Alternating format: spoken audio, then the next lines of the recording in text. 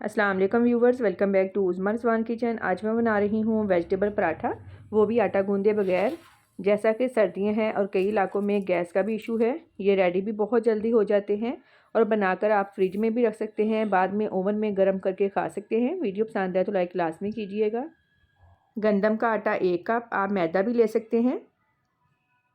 गाजर 1 medium size की, शिमला मिर्च 1 स्मॉल, टमाटर 1 स्मॉल, ग्रीन प्याज 2 टेबल स्पून, फ्रेश धनिया, लहसुन 4 जवे। इन सब चीज़ों को मैंने बारीक काट लिया है। नमक 1 टीस्पून, क्रश चिली 1 टीस्पून, कुटी काली मिर्च 1/4 टीस्पून। 1 कप पानी डालकर मिक्स कर लेंगे।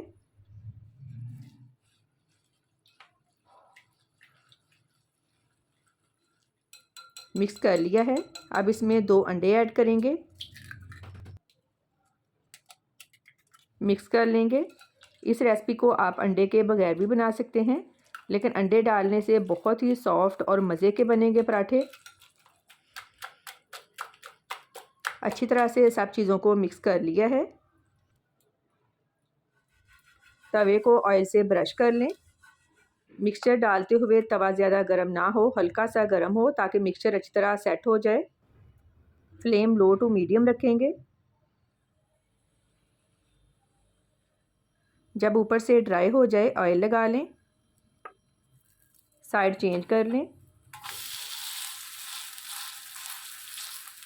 ये पराठे ज़रूर बनाकर खाएं, क्योंकि इसमें वेजिटेबल्स भी हैं और अंडे भी, और अपने बच्चों को भी बनाकर दें, क्योंकि ये बच्चों के लिए बहुत ही हेल्दी है।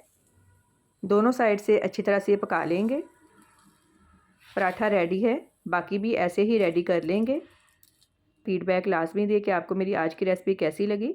दुआओं में याद रखिएगा। आपके कीमती वक्त का बहुत बहुत शुक्रिया। अल्लाह हाफिज़।